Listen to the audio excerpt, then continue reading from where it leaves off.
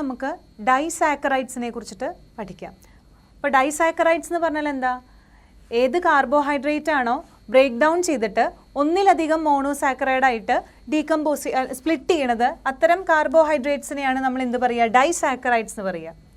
അപ്പോൾ ഈ ഡൈസാക്കറൈഡ്സിൽ നമുക്ക് ഏറ്റവും ഫെമിലിയർ ആയിട്ടുള്ള ഒരു എക്സാമ്പിളാണ് സൂക്രോസ് എന്ന് പറയുന്നത്. സൂക്രോസ് എങ്ങനെയാണ് ഉണ്ടായിരിക്കുന്നത് എന്ന് നോക്കാം.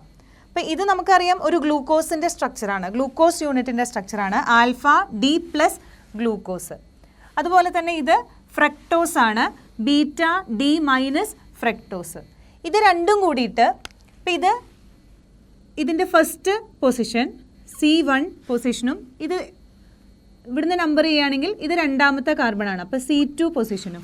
ഇവിടുത്തെ രണ്ടിലത്തെയും ഈ റെഡ്യൂസിങ് ഗ്രൂപ്പ്സ് ഇവിടുന്ന് എന്ത് ചെയ്യും?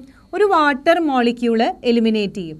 ഇങ്ങനെ ഒരു വാട്ടർ മോളിക്യൂള് എലിമിനേറ്റ് ചെയ്തിട്ട് റിമൈനിങ് അവിടെ എന്താ ഉള്ളത്? ഒരു ഓക്സിജൻ ആറ്റം മാത്രമാണ് അവിടെ ഉള്ളത്. അപ്പോൾ ആ റിമൈനിങ് ഓക്സിജൻ ആറ്റമായിട്ട് ഇങ്ങനെ കണക്ട് ചെയ്യുന്ന ഈ ലിങ്കേജ് ആണ് ഗ്ലൈക്കോസൈഡിക് ലിങ്കേജ് എന്ന് പറയാം. അപ്പോൾ ഇങ്ങനെ ഒരു ഗ്ലൈക്കോസൈഡിക് ബോണ്ട് വഴി കണക്ട് ചെയ്തിട്ടാണ് ഒരു ഗ്ലൂക്കോസിനെയും ഫ്രക്ടോസിനെയും കൂടി കണക്ട് ചെയ്തിട്ടാണ് സൂക്രോസ് ഫോം ചെയ്തിട്ടുള്ളത്.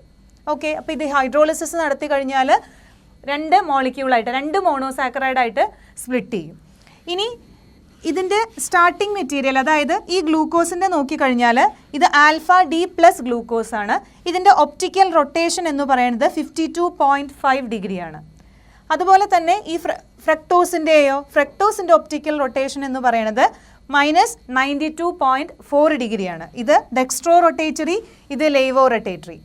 ഇനി ഇതിൻ്റെ കോമ്പിനേഷനായിട്ട് ഇത് രണ്ടും കൂടി കമ്പൈൻ ചെയ്തിട്ടുണ്ടായിട്ടുള്ള ഈ സൂക്രോസ് ലേവോ റൊട്ടേറ്ററി ആണ്. കാരണം ഇത് നോക്കിക്കഴിഞ്ഞാൽ തന്നെ അറിയാം, ഇവിടെ -92.4 ആണ് കൂടുതലായിട്ട് നിൽക്കുന്നത്. അപ്പോൾ ഇത് കമ്പൈൻ ചെയ്യുമ്പോൾ എന്തായിരിക്കും?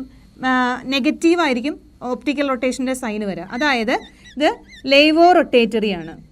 സൂക്രോസ് എന്ന് പറയുന്നത് ലേവോ റൊട്ടേറ്ററി ആണ്. ഓക്കെ, അതായത് നമ്മുടെ ഹൈഡ്രോളിസിസ് നടത്തി കഴിഞ്ഞാൽ എന്തുണ്ടാവും? ഹൈഡ്രോളിസിസ് നടത്തുമ്പോൾ ഒപ്റ്റിക്കൽ റൊട്ടേഷനിൽ ഒരു ചേഞ്ച് വരികയാണ്. അതായത് പോസിറ്റീവ് ഒപ്റ്റിക്കൽ റൊട്ടേഷൻ ഉണ്ടായിരുന്ന ഗ്ലൂക്കോസ് പ്രോഡക്റ്റ് ഫോം ചെയ്യുമ്പോൾ നെഗറ്റീവ് ലേവോ റൊട്ടേറ്ററി ആയിട്ട് കൺവേർട്ട് ചെയ്യുക. ഇങ്ങനെ ഒപ്റ്റിക്കൽ റൊട്ടേഷനിൽ ചേഞ്ച് വരുന്ന പ്രോസസ്സിനെയാണ് ഇൻവേർഷൻ എന്ന് പറയുക. ഇൻവേർഷൻ നടന്നിട്ടുണ്ടായിട്ടുള്ള ഷുഗർ എന്നുള്ള അർത്ഥത്തിൽ ഇതിനെ ഇൻവേർട്ട് ഷുഗർ എന്നും പറയുന്നുണ്ട്. ഇൻവേർട്ട് ഷുഗർ, ഇൻവേർഷൻ നടന്നിട്ട് ഉണ്ടായിട്ടുള്ള പ്രോഡക്റ്റ്. ഓക്കെ, ഇനി അതുപോലെ തന്നെ ഇത് ഒരു നോൺ റെഡ്യൂസിങ് ഷുഗർ ആണ്. അതായത് ഇവിടെ റെഡ്യൂസിങ് ആയിട്ടുള്ള രണ്ട് ഗ്രൂപ്പും എന്താണ്? ഗ്ലൈക്കോസൈഡിക് ബോണ്ട് ഫോർമേഷന് ഉപയോഗിച്ചു. ഗ്ലൈക്കോസൈഡിക് ലിങ്കേജ് ഫോം ചെയ്യാൻ വേണ്ടിയിട്ട് ഈ റെഡ്യൂസിങ് ആയിട്ടുള്ള ഗ്രൂപ്പ് യൂട്ടിലൈസ് ചെയ്തു. അപ്പോൾ എന്താണ്? ആ ഗ്രൂപ്പുകൾ അവൈലബിൾ അല്ല, അതുകൊണ്ട് ഇത് നോൺ റെഡ്യൂസിങ് ഷുഗർ ആണ്.